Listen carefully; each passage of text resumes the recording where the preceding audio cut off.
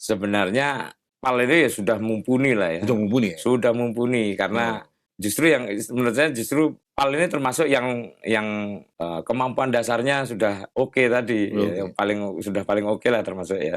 Terutama ya beberapa skema offset transfer teknologi, joint production itu juga berjalan ya. Itu kan ada tujuannya ya, belanja impor itu bukan, bahkan ketika kita sudah mandiri sekalipun, belanja impor itu tetap tidak bisa dihilangkan sama sekali ya. Tujuannya apa tadi ya, untuk misalnya untuk upgrade kemampuan, upgrade kekuatan.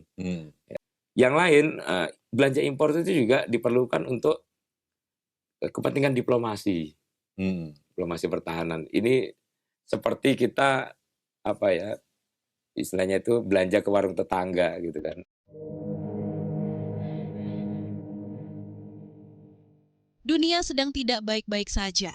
Dari perang Rusia-Ukraina, konflik di Timur Tengah, hingga perlombaan senjata di Asia, ancaman bisa datang kapan saja, dari luar maupun dari dalam negeri. Indonesia sendiri punya mimpi besar menjadi negara yang mandiri di bidang pertahanan. Kita punya PT PAL, Pindad, hingga Defend ID. Tapi, apakah semua itu cukup? Apakah industri pertahanan kita benar-benar siap menghadapi embargo, serangan drone, atau perang modern yang bergerak cepat? Bersama Khairul Fahmi, co-founder Institute for Security and Strategic Studies, ISES, kita akan membahasnya lebih dalam hanya di Kacamata Channel.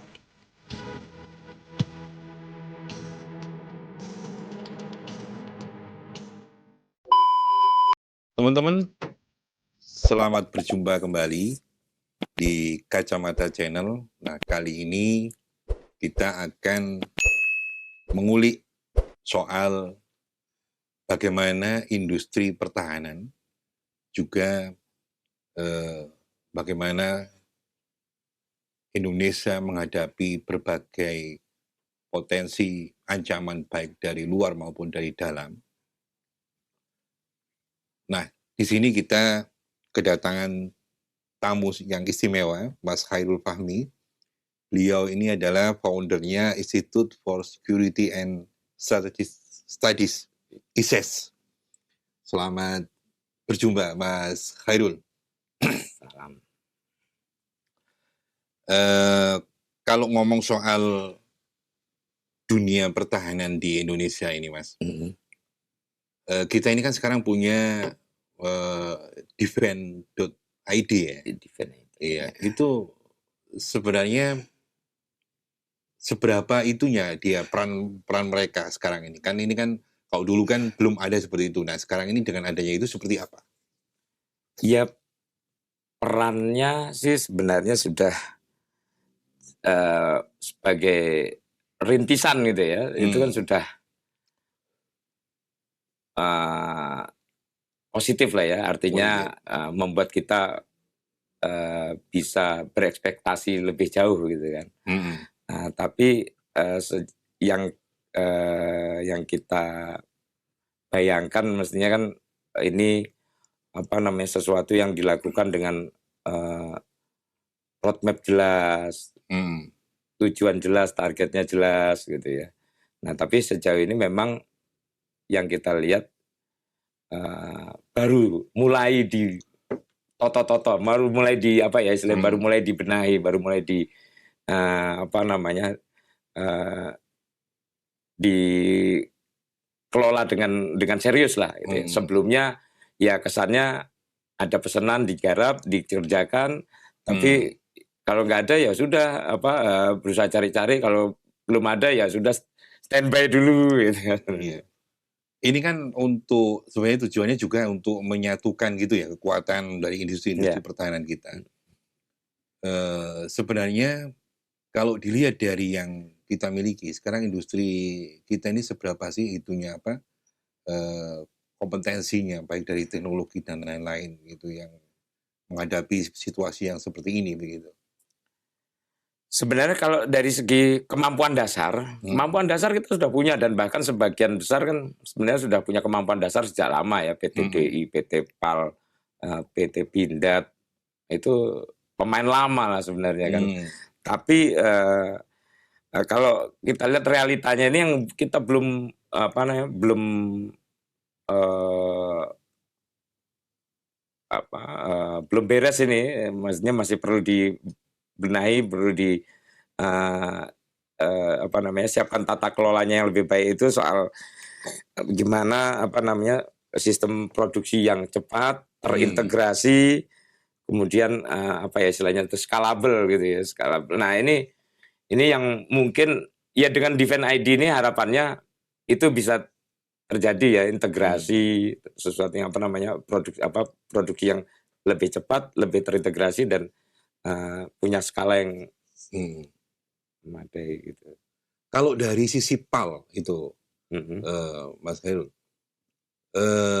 ini kan masyarakat juga pengen tahu ya, misalnya begini, kita ini seberapa bisa sih orang kita, kan selama ini kita juga yang kita tahu begitu selama ini bahwa industri kita ini khususnya dari sisi pertahanan ya, banyak sekali kan kita ini justru beli dari negara lain begitu, segala macam beli macam-macam.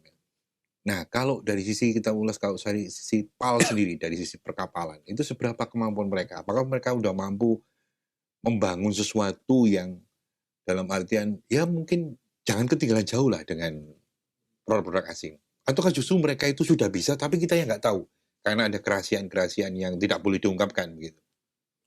Sebenarnya PAL ini ya sudah mumpuni lah ya. Sudah mumpuni ya? Sudah mumpuni karena justru yang menurut saya PAL ini termasuk yang kemampuan dasarnya sudah oke tadi, ya, yang paling oke lah termasuk ya. Karena beberapa skema offset transfer teknologi, joint production itu juga berjalan ya. Walaupun kita misalnya kapal selam yang dari Korea misalnya, itu kan ada yang dibangun juga di PT PAL kan gitu. Artinya dari segi transfer teknologi berjalan dengan baik, dan artinya kita sudah cukup mampu ya untuk membangun gitu ya. Bukan sekedar kita finishing gitu ya, tapi dari awal itu sudah bisa kita lakukan. Makanya kan sudah ada proyek fregat Merah Putih, terus kemudian ada proyek nanti kapal selam, terus belum lagi yang sudah cukup lama juga sudah berjalan dan sudah banyak yang operasional ya, kapal-kapal patroli cepat itu sudah jalan. Dan bahkan kalau untuk industri pertahanan yang terkait dengan aspek laut ini, bukan hanya PT PAL, bahkan ya swastanya juga bagus ya, sudah jalan. Kita beberapa ada kapal-kapal angkut gitu ya, yang kemudian digunakan untuk angkut personil, angkut logistik, itu ada juga yang sudah produk swasta. Kita kan masih terbayang kalau di publik yang nggak begitu paham dengan industri pertahanan, Mas ya. Contoh kayak begini, dulu kita sering membaca berita bahwa kalau latihan, tahu-tahu dibuat latihan, belum nyerang udah tenggelam duluan begitu. Nah ini sesuatu hal yang juga kan bagi kita kan masyarakat kan juga ragu begitu loh juga ya.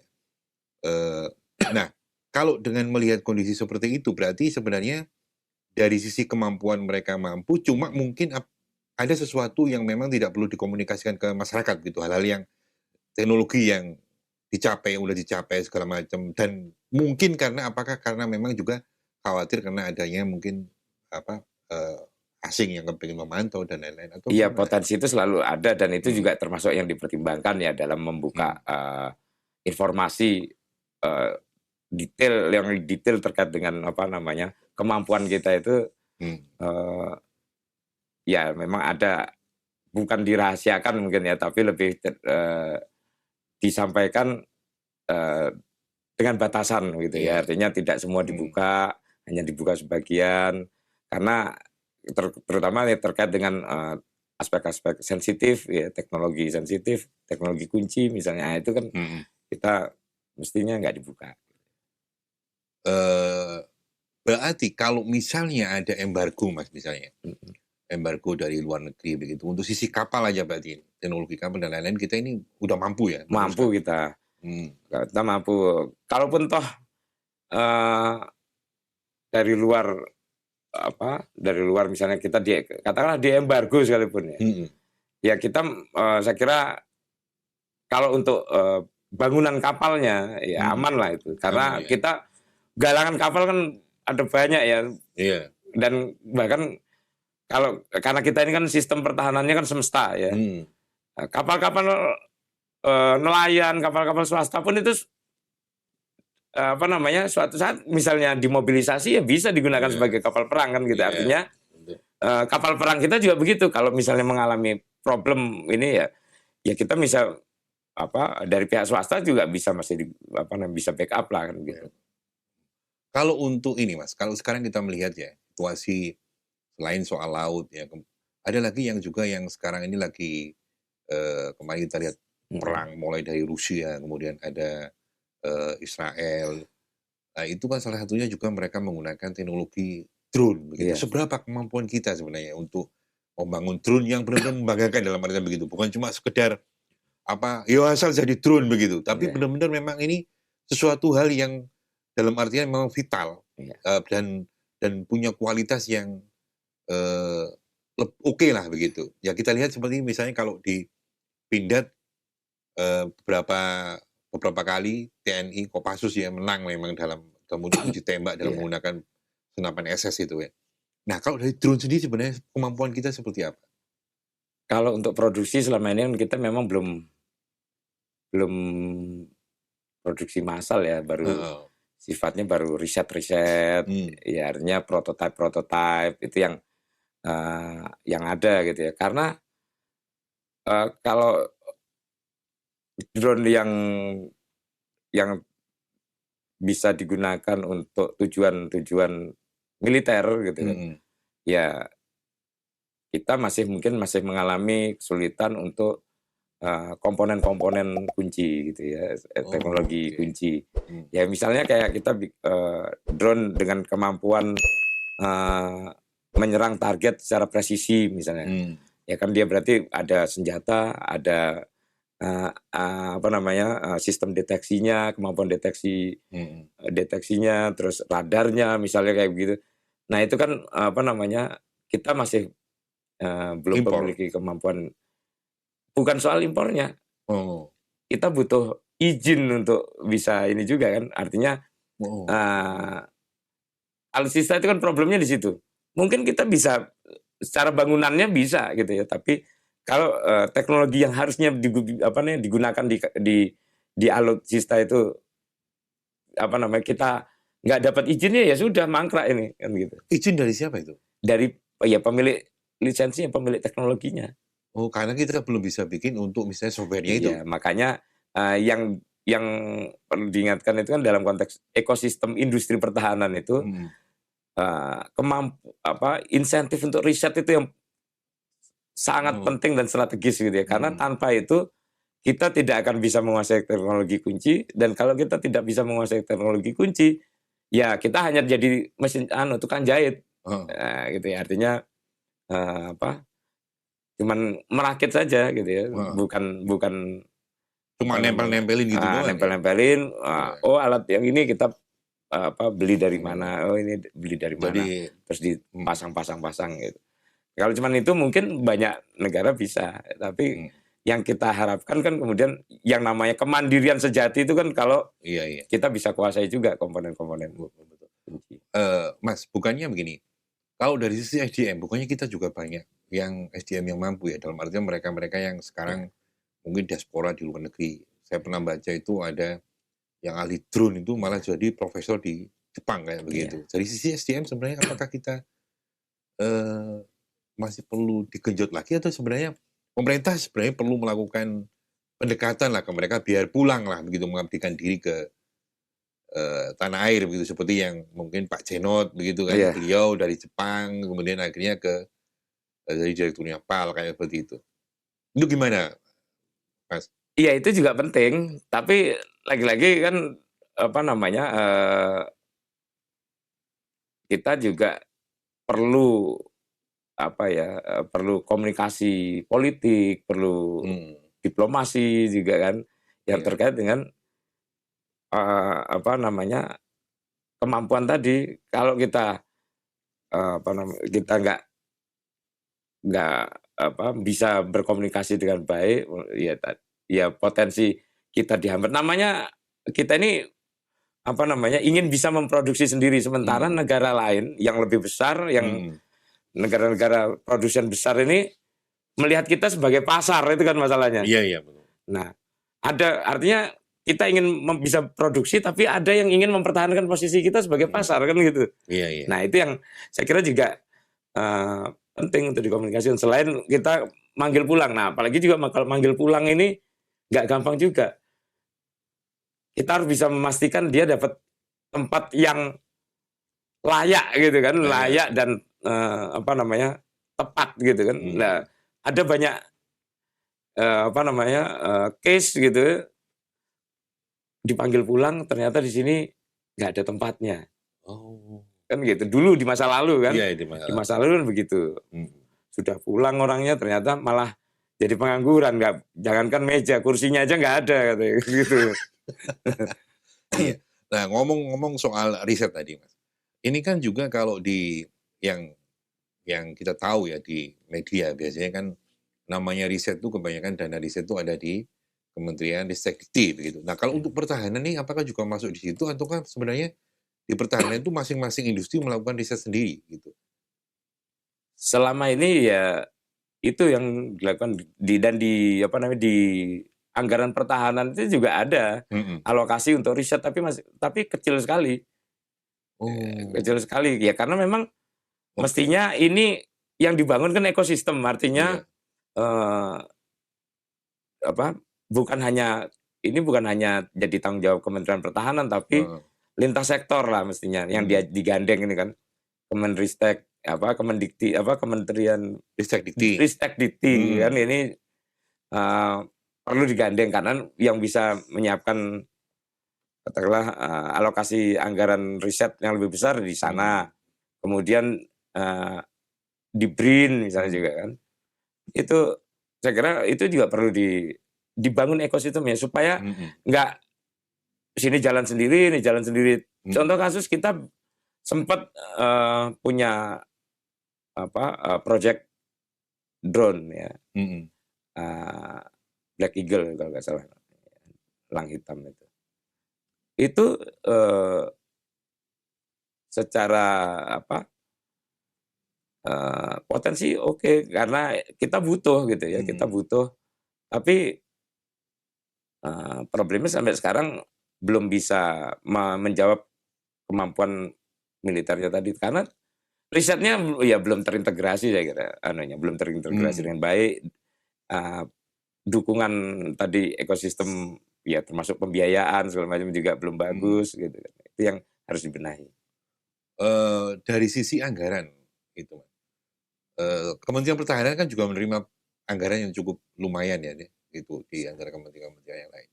Apakah itu juga sebenarnya alokasi juga yang salah satunya jadi prioritas, berarti harusnya juga riset itu tadi, Mas, berarti ya? Iya, dan itu yang saya kira sedang didorong ya belakangan ini ya, untuk akselerasi industri pertahanan dalam negeri kita itu kan didorong riset-riset ini. Tapi itu tadi antara Kementerian Pertahanan, TNI sendiri, kemudian Defense ID misalnya, terus kemudian perguruan tinggi, ini kan perlu duduk bareng, ayo dirembuk gitu kan, ininya didiskusikan apa yang harus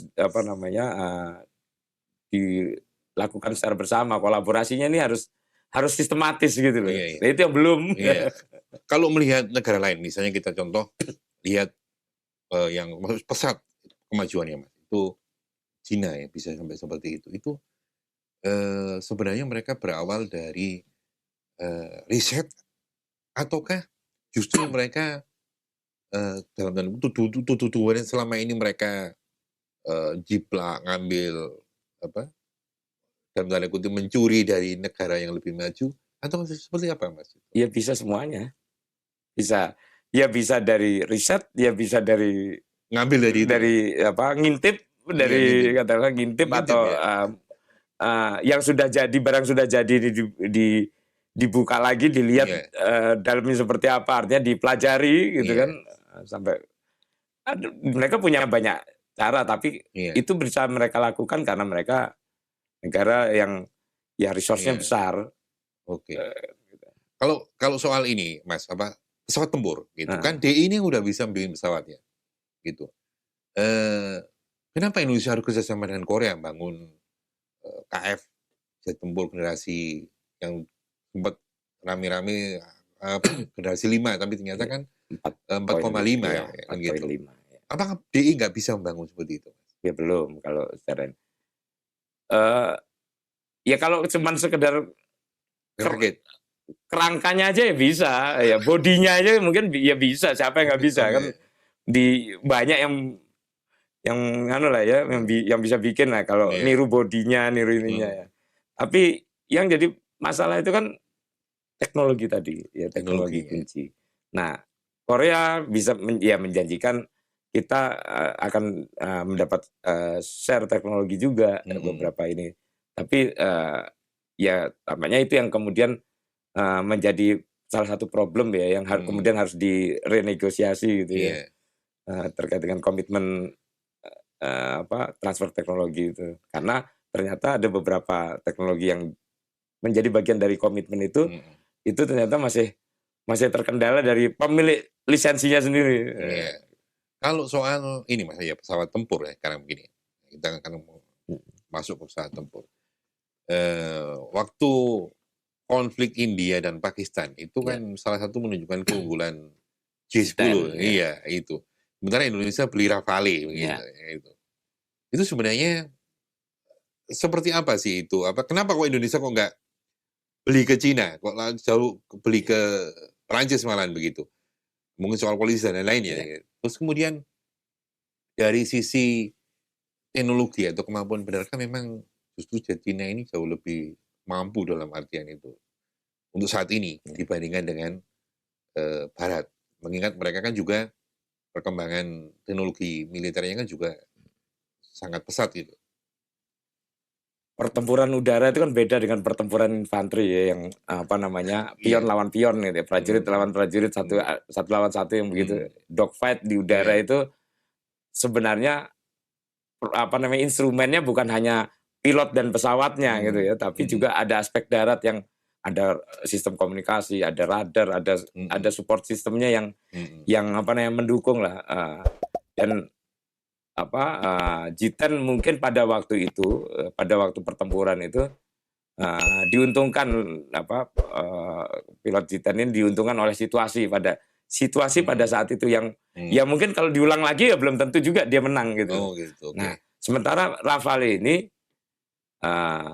statusnya sudah battle proven istilahnya, sudah terbukti lah ya, sakti, teruji dalam perang kan gitu, teruji dalam perang. Sementara J-10 kan baru kita lihat kemarin kan gitu. Nah kalau kita kemudian karena itu terus kemudian kita ikut-ikutan latah beli gitu ya. Sementara kita belum tahu apakah itu sesuai dengan kebutuhan kita di udara atau tidak. Itu yang kita kita belum. Kalau dilihat begini Mas, kalau dari sisi jet tempur ya, Indonesia sendiri kesiapannya seperti apa yang dimiliki alutsistanya saat ini? Kekuatan udara kita ini paling memprihatinkan ya sebenarnya. Di Asia? Di kita sendiri ya, artinya kekuatan udara kita mungkin secara statistik jumlah banyak. Tapi ya lebih dari separuh itu sudah ya kalau nggak kita bilang tua ya kita bilang sudah mendekati batas usia pakai kan gitu istilahnya kan gitu. Mau kadaluarsa. Ya sudah mau mendekati batas usia pakai. Ya bisa istilahnya itu di retrofit atau di refurbishment gitu ya. Tapi kan cuman memperpanjang nafas beberapa tahun. Sementara kebutuhan kita kan sustain berkelanjutan. Nah sehingga ya kalau lebih dari 50% alutsista yang sudah tua ini nggak segera diremajakan, nggak segera dimodernisasi, ya selesai kita. Apalagi peperangan di masa depan itu jauh berbeda dengan peperangan sebelumnya yang model dogfight segala macam. Tarung satu sama satu gitu kan. Apalagi kalau melihat perang-perang yang baru-baru ini kan Mas ya gitu, penggunaan drone dan lain-lain itu. Kalau melihat itu sebenarnya, berarti kita dari sisi drone juga sangat kekurangan dong gitu. Oh iya. Iya, makanya kita juga kita belanja drone juga dengan target juga sama. Targetnya adalah kita belanja drone dalam jumlah besar, untuk kemudian kita bisa dapatkan transfer teknologi, joint production dan sebagainya untuk supaya industri nasional kita juga mendapatkan pengalaman dan mendapatkan kemampuan dari situ. Oke. Kalau lihat sekarang ini Mas, dunia cepat sekali berubah. Kita kemarin nggak pernah tahu bahwa Kamboja tahu-tahu perang sama Thailand kan begitu kan. Kita juga nggak tahu kayak Rusia ternyata perangnya sampai berkepanjangan, Israel nyerang mana-mana mau dia serang ya dia gempur kan begitu. Nah, dengan posisi seperti itu sebenarnya dari sisi pertahanan dan industri pertahanan kita itu seharusnya seperti apa menyikapi seperti ini gitu. Melihat kondisi yang seperti itu kita kan nggak bisa juga ngomong seperti kata Pak Prabowo, nggak boleh melihat juga bahwa kita ini merasa terlalu nyaman dan aman kan gitu loh Mas gitu. Apalagi juga kemarin juga Pak Kapolri juga barusan ngomong dunia sedang tidak baik-baik saja begitu. Ya kalau kaitannya dengan antara stabilitas kawasan, dinamika global, kemudian dikaitkan dengan industri pertahanan kita ya, tentu kita harus punya kapabilitas. Yang kita harus lakukan itu kan membangun kapabilitas jangka panjang, bukan hanya kemampuan produksi, tapi juga kalau cuma kemampuan produksi, ya artinya itu kan menjawab kebutuhan kita. Tapi ini kan industri, industri ini kalau kita cuma kemampuan kita bangun katakanlah 1000 tapi cuma dipakai untuk bangun 10, 100 nggak efisien kan. Nah, artinya kita juga harus namanya jadi produsen ya harus juga punya kemampuan menjual kan gitu. Jadi rantai pasoknya diamankan tapi ekosistem kebutuhannya itu juga harus dibangun kan. Nah, dalam konteks itu ya itu yang saya kira harus dijawab gitu ya oleh roadmap gitu ya, dijawab oleh roadmap yang jelas. Nah, bahwa industri pertahanan kita ini tujuannya adalah mencapai kapabilitas jangka panjang, bukan kemampuan-kemampuan parsial yang dibanggakan saat ini tapi kemudian jangka panjangnya. Nah, itu kan yang dirintis oleh Presiden, oleh Pak Prabowo dan timnya ini kan sekarang dalam rangka itu sebenarnya. Cuma saya kira para pelaksana, para eksekutif BUMN pertahanan kita, kemudian ini juga harus bisa memahami itu dengan bukan lagi mereka berkompetisi satu sama lain, tapi ya semangatnya kolaboratif. Karena ini harus menjadi kerja yang cepat dan terintegrasi gitu supaya kita bisa sampai ke kapabilitas benar-benar mandiri, bukan sekedar jadi tukang jahit gitu. Bukan sekedar asal tempel ya. Iya. Kalau bicara soal industrinya Mas, ini kan yang kita tahu selama ini kan ada BUMN ya, ada DI, ada PT PAL, ada Pindad. Kemudian kalau swasta itu seberapa banyak juga industri pertahanan kita? Udah cukup banyak ya, kira. Dan apalagi secara undang-undang sekarang swasta dimungkinkan untuk jadi lead integrator ya, artinya dia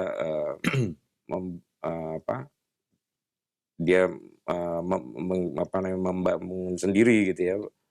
Kalau dulu kan mungkin dia menjadi bagian dari proyek yang dikerjakan oleh BUMN. Kalau sekarang mereka sudah bisa develop diri, terlibat dalam proyek-proyek pembangunan kapal misalnya, itu juga bisa dilakukan. Tantis itu kan sudah banyak perusahaan-perusahaan swasta juga. Tapi ini yang saya kira perlu dikelola lebih serius ya. Bahkan ada yang menarik lagi kan drone misalnya kemampuan, belum lagi aplikasi-aplikasi yang terkait dengan kebutuhan pertahanan. Ada yang kita istilahkan IKM strategis nih. Ada IKM juga? Iya, ada yang CV, ada ini yang dia bikin aplikasi-aplikasi untuk keperluan pertahanan. Ada yang bikin drone untuk misalnya drone angkut, drone kamikaze misalnya seperti itu. Ada yang bisa. Gitu. Nah, ini kan perlu diseriusi ya dengan bangunan yang jelas. Nah, saya sebenarnya tertarik dengan model pengelolaan industri pertahanan Turki yang dia memisahkan antara Kementerian Pertahanan dengan Badan Industri Pertahanan. Badan Industri Pertahanan ini langsung di bawah Presiden dan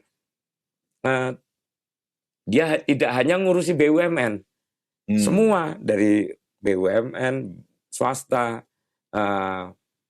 terus yang IKM tadi juga, ya terus risetnya di perguruan tinggi dia urusi dari hulu sampai hilir, semua dari dari perencana kebutuhan, pengguna kebutuhan sampai pembuat ini ya sampai produsen. Itu dikumpulkan, disatukan. Mereka yang bikin ininya, rencana-rencananya ya, master plan-nya lah gitu. Mereka bikin. Dan itu sejak dibangun SSB namanya di Turki sampai sekarang peningkatan kemampuan industri pertahanan Turki luar biasa. Gitu. Kalau selama ini kita di Kementerian Pertahanan semua, Pak? Iya kan leading sektornya Kementerian Pertahanan yang merencanakan belanja di sana. Nah, karena kalau sekarang kita memang mau serius di industri pertahanannya ya dia harus seriusin, bukan ya, kalau Defense ID kan punya keterbatasan, dia hanya menangani aspek bisnis lah katakan gitu ya. Berarti harus ada spesifikasi yang khusus ya, Mas gitu. Iya, dia kalau ini kan dia kebijakannya dia amankan. Artinya dia sebagai regulator tapi juga sebagai kalau ada skema G2G misalnya, kalau kita mau menjual pesawat kita misalnya Cian 235 ke luar negeri.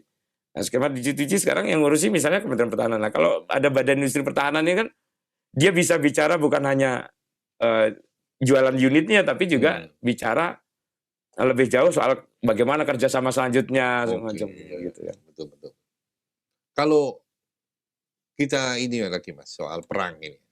Selain yang perang menggunakan macam-macam drone dan lain-lain. Salah satu yang terlihat juga kemarin dalam perang-perang kemarin itu adalah kemampuan rudal gitu. Nah, kita ini kan selama ini masyarakat yang tahu kan rudal beginian kita juga kan ya paling cuma jauh gitu. Lah kita mampu nggak bikin rudal yang benar-benar dasar dan membanggakan begitu ya? Ya belum. Ya sejauh ini kita itu kan masih statusnya rudal roket-roket riset ya. Iya, roket-roket riset. Yang mahasiswa bisa lah gitu. Iya, roket-roket riset. Kalau untuk ini belum, kita sistem pertahanan udara kita kan masih masih lemah dan kita sedang merencanakan belanja gitu ya. Karena kita lihat kan misalnya kan kemarin kalau kita lihat Iran Israel, orang bicara Iron Dome, orang bicara Aero, ya macam. Nah ini kan menunjukkan bahwa kita butuh pertahanan udara yang serius seperti itu gitu ya. Mumpuni lah paling bikin apalagi kalau misalnya mau pakai IKN tuh, itu harus kita harus benar-benar punya itu kayak gitu. Nah, kalau dengan kemampuan lokal kita belum, tapi dengan kalau kita belanja dengan skema yang jelas, negosiasinya jelas, skema offsetnya jelas kan gitu. Ya kemampuan memproduksi sendiri itu ya 10-15 tahun kemudian sudah bisa kita bikin sendiri ya. Sudah bisa kita Berarti juga ini Mas, dari sisi SDM juga sebenarnya kita kurang untuk bisa bikin roket kayak seperti itu. Rudal kan kayak dimiliki oleh negara-negara lain misalnya kayak Turki, Iran dan lain. Lagi-lagi harus dijawab bukan hanya SDM-nya yang bermasalah. Oke, SDM mungkin bisa bisa dilatih, bisa dicari lah gitu ya. Kita pemain sepak bola aja bisa naturalisasi kok, ya kan? Bisa naturalisasi, apa susahnya kalau SDM, kalau bicara SDM kan gitu. Asal kuat bayar kan gitu. Tapi problemnya lagi-lagi kan lisensi. Tidak hanya di situ ya, tidak hanya di kemampuan si SDM-nya, tapi juga ada misalnya nih jangan kan misalnya teknologinya, ya jangan kan anunya ya komponennya, tapi rumusnya saja misalnya gitu digunakan, itu kan sudah ada, itu ada hak patennya misalnya, ada lisensinya.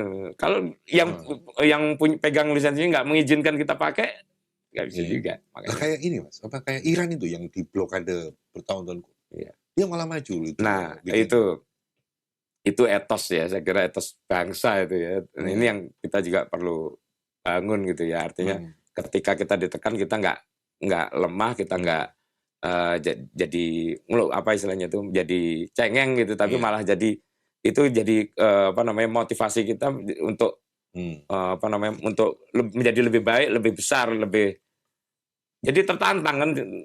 Iran. Kita baru bikin MRT tahun berapa? Iran itu ketika di embargo sudah punya MRT kan gitu. Iya. Nah, begini. Melihat itu semua Mas, ya. Selama ini masyarakat juga kan biasanya kalau ada omongan ancaman perang, ancaman dari luar, itu biasanya masyarakat kita kan agak low kan gitu kan. Apalah, nggak mungkin lah kita perang. Tapi kalau melihat kondisi saat ini, itu bukankah itu hal yang sesuatu yang bisa saja terjadi kapan saja gitu? Ya bisa saja terjadi. Sangat mungkin terjadi, dan bahkan kita lihat kan di depan mata kita istilahnya kan, Kamboja, Thailand kan depan mata kita. Orang kaget, padahal sebenarnya ini bukan konflik baru, ini konflik yang sudah lama laten ya. Sejak 100 tahun yang lalu lah itu sudah konflik itu sudah ada gitu. Dan terakhir kali tahun 2011 ya kalau nggak salah, itu bahkan Indonesia yang mendamaikan, bukan mendamaikan ya, memfasilitasi, memediasi damai mereka antara Kamboja dan Thailand. Baru 13-14 tahun kemudian kita sudah lupa, malah kaget-kaget kan gitu. Iya. Dan dari sisi resiko ya soal perbatasan, bukan kita juga punya banyak masalah soal perbatasan dengan negara lain kan? Iya. Gitu. Makanya kita belakangan ya Pak Prabowo, apalagi misalnya dengan Malaysia ya terkait Ambalat misalnya, kita sudah secara hukum memang jalan terus, tapi kita mengubah yang pendekatannya semula itu pendekatan konflik menjadi pendekatan kolaborasi. Kalau misalnya bisa digarap bareng, kenapa enggak? Daripada nggak ada yang bisa garap sama sekali kan, nggak ada yang bisa ngerjakan sama sekali, mending dikerjakan bersama. Nah sama kayak yang di Kamboja, Thailand yang diperebutkan itu situs ini kan. Ya sebenarnya itu kan masih belum direnovasi segala macam, masih jelek lah. Masih jauh dibanding Prambanan, Borobudur lah ya. Jauh. Nah artinya kalau itu misalnya direnovasi bersama, kemudian dikelola bersama, parkirannya kita bagi dua, misalnya kasarnya begitu ya, kan gitu. Sebenarnya nggak perlu ribut kan gitu. Ya masalah sengketanya udah pasrahkan ke pengadilan lah, Mahkamah Internasional misalnya begitu, tapi selesai. Nah selain alutsista itu tadi Mas ya, kita melihat bahwa memang kan ada yang tua-tua, contoh dari pesawat segala macam. Ya rudal mungkin juga ada yang mungkin yang udah mendekati batas kadaluarsa dan lain-lain ya gitu.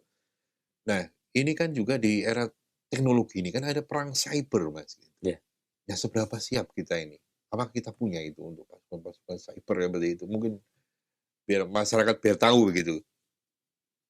Sama jawabannya, sedang kita siapkan, sedang disiapkan begitu ya. Artinya ya kesadaran itu baru hadir kan beberapa tahun terakhir ya. Telat bangun lah. Telat bangun kita ini, benar.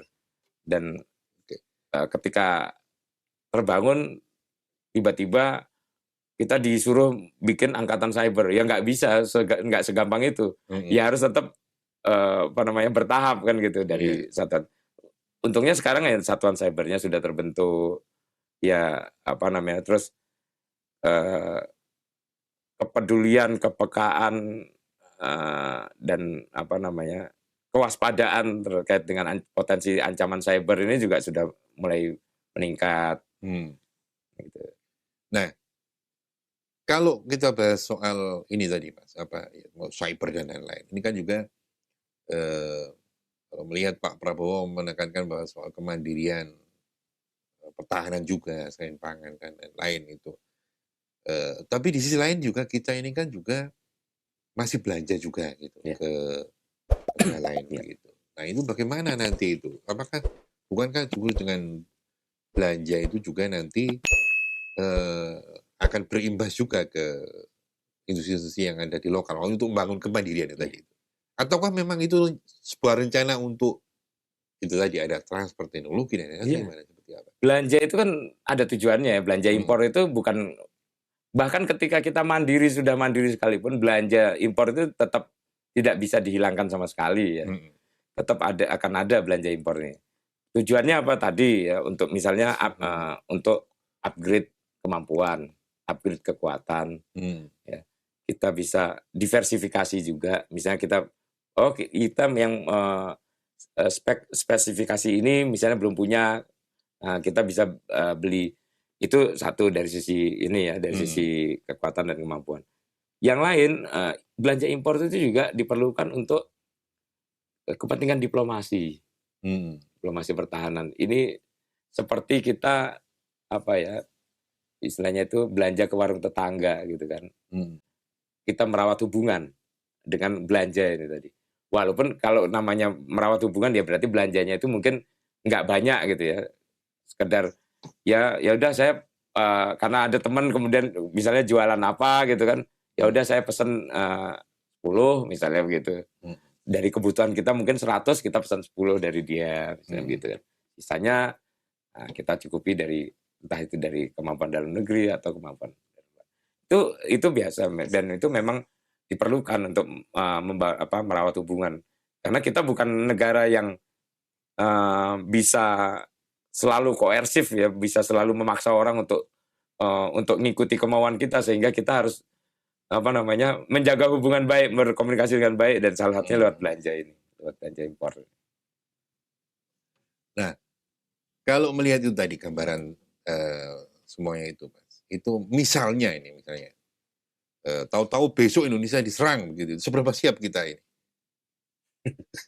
Ini kalau melihat gambaran sekarang ya, misalnya begitu, itu kan suatu hal itu yang mungkin seberapa siap kita?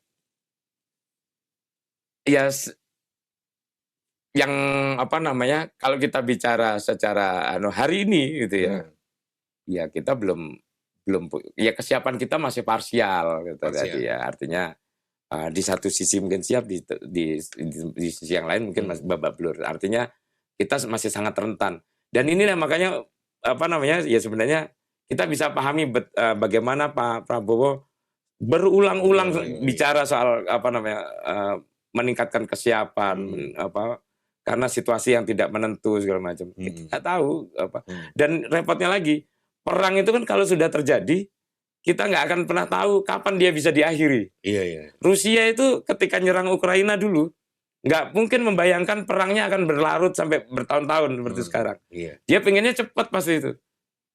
Kan gitu. Perang itu dia pasti dilakukan kalau dia yakin dia akan menang. Nah, Rusia itu kan kira-kira waktu mau nyerang Ukraina itu, dia yakin akan menang dalam waktu singkat, makanya dia berani nyerang. Tapi ternyata kan berlarut. Nah, sama kita juga gitu. Kita selalu mengingatkan soal kesiapan, dan termasuk juga kenapa kita butuh apa yang disampaikan oleh Pak Prabowo soal ketahanan pangan, swasembada pangan. Itu kaitannya juga dengan itu. Ya, dengan jangankan kita perang, ada perang di luar pagar kita ya, di India Pakistan misalnya, Kamboja Thailand misalnya, atau kemarin Iran Israel, itu kita sudah terdampak secara ekonomi kan.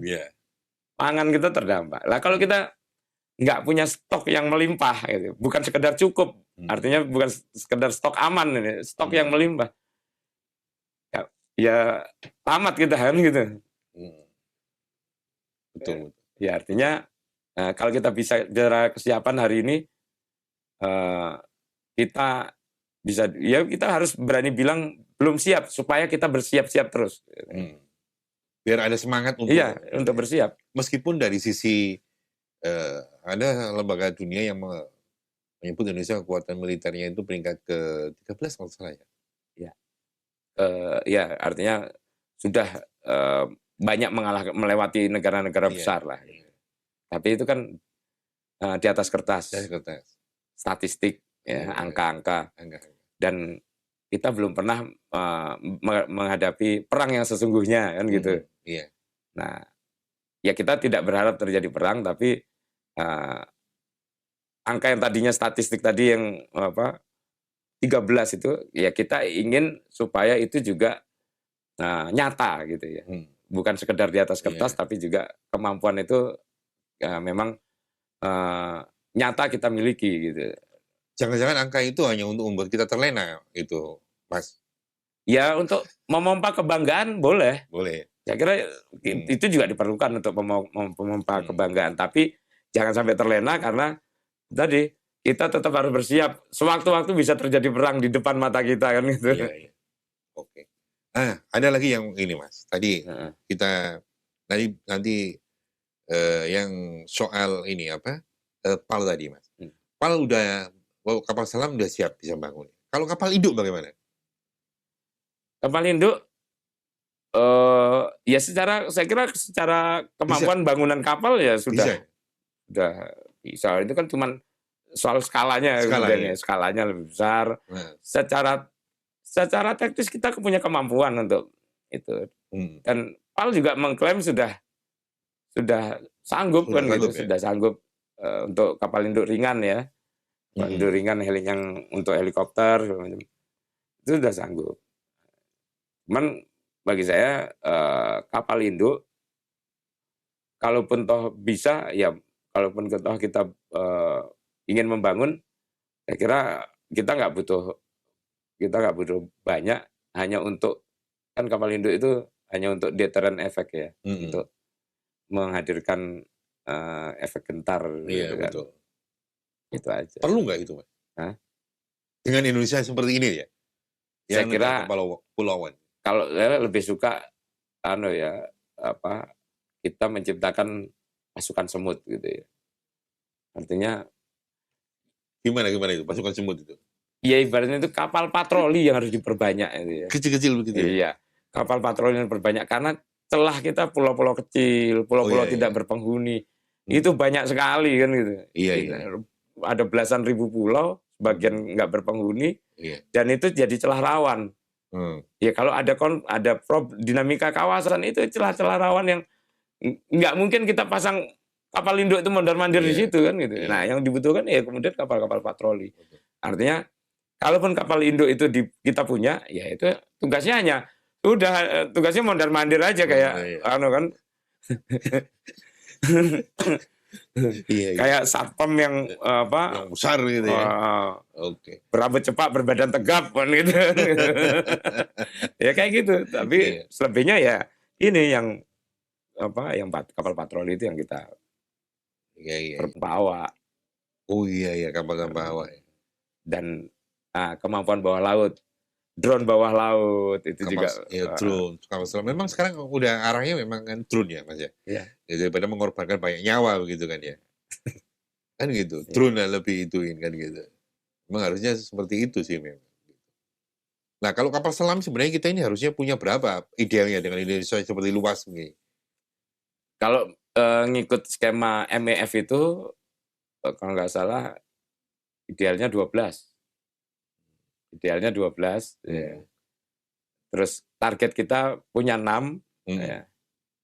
Nah, yang sudah existing ini 4 kan gitu. 4 itu 1 sudah uzur, ya kan, yang KRI Cakra, ya kan, uzur, yang 3 baru, tapi secara kemampuan kalau menurut saya sih masih kurang memuaskan. Ini yang kemudian membuat kayaknya membuat Pak Prabowo kemudian lebih tertarik untuk belanja Skorpen itu, kapal selam Skorpen yang dari Prancis, daripada melanjutkan kerjasama yang dengan Korea, dengan KIU. Tapi yang PAL tetap bangun kan masih kapal selamnya? Iya, nanti Skorpen itu kan dengan PAL itu nanti bangunnya. Dalam artian kalau ada offset begitu kan, transfer teknologi maka akan juga berlanjut bisa jadi. Kan? Skorpen itu nanti dibangun di Indonesia kan. Kalau sekarang kita ke soal konflik di kawasan ya. Ini selama ini kan yang memang yang berkali-kali kita lihat di media itu kan Cina ya menguasai Natuna itu. Sebenarnya seberapa besar potensi konflik di situ, kan ada Cina, Vietnam, Filipina. Kalau kita kan bukan negara yang terlibat bukan claim state ya. Iya. Tapi kita tetap harus waspada karena konflik itu terjadi di depan pagar kita kan gitu. Iya. Kita punya problem itu dengan Vietnam misalnya kan, dengan dengan Malaysia, dengan Filipina. Problem-problem itu banyak. Ya. Kalau dengan Cina kan kita sudah sejak pasca kunjungan Presiden tahun kemarin ke Beijing. Baru kemarin ya. Ke Beijing yang kemudian lanjut ada pernyataan bersama soal Natuna itu kan, kemudian kita belum lihat lagi ada insiden-insiden gitu. Terus dengan Vietnam itu kita istilahnya sekarang itu sudah punya kerjasama pertahanan yang sebelumnya kita sudah menandatangani perjanjian kemitraan komprehensif itu, partnership program itu. Terus sekarang kita sudah punya kerjasama pertahanan yang kuat kan. Kemarin Pak Menan juga baru habis dari. Nah, artinya kita memang pendekatan kita diplomasi pertahanan dan berusaha mengubah skema konflik menjadi skema kolaborasi kan gitu. Itu yang membuat kalau terkait perbatasan misalnya kita relatif masih bisa menjaga ya. Nah, yang problem sebenarnya kalau di kawasan ASEAN ini adalah perang yang berpotensi terjadi karena meluasnya konflik-konflik domestik. Misalnya nih kasus Rohingya. Oh iya. Terus itu kan Rohingya itu karena sebenarnya itu kan konflik domestik di Myanmar ya. Tapi karena pengungsian, terus problem-problem ini ya, manusia perahu segala macam itu akhirnya ya mereka negara-negara yang direpoti ini kan ya mau nggak mau terganggu, akhirnya jadi tegang juga hubungannya dengan Myanmar kan begitu. Nah, ini yang mungkin menjadi pemicu perang gitu ya. Termasuk juga antara Malaysia, Thailand terkait Patani. Oh iya.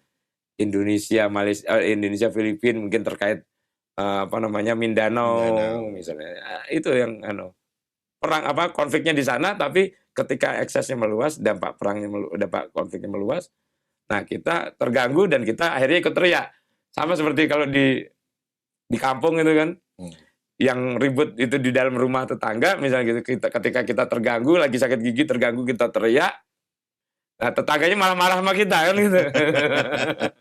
Kayak gitu lah. Itu yang saya kira yang paling perlu diwaspadai, dan mungkin banyak masyarakat kita kurang aware di situ gitu, bahwa sekarang itu galak-galakan gitu ya, perang itu akhirnya bisa terjadi kapan saja. Itu yang dimaksud situasinya tidak menentu, perang bisa terjadi kapan saja karena tensinya bisa naik sewaktu-waktu gitu.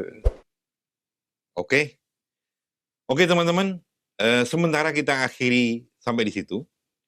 Nanti kita lanjut lagi dengan isu-isu yang lain dan semoga teman-teman bisa tercerahkan dengan apa yang kita bahas tadi. Terima kasih. Assalamualaikum warahmatullahi wabarakatuh.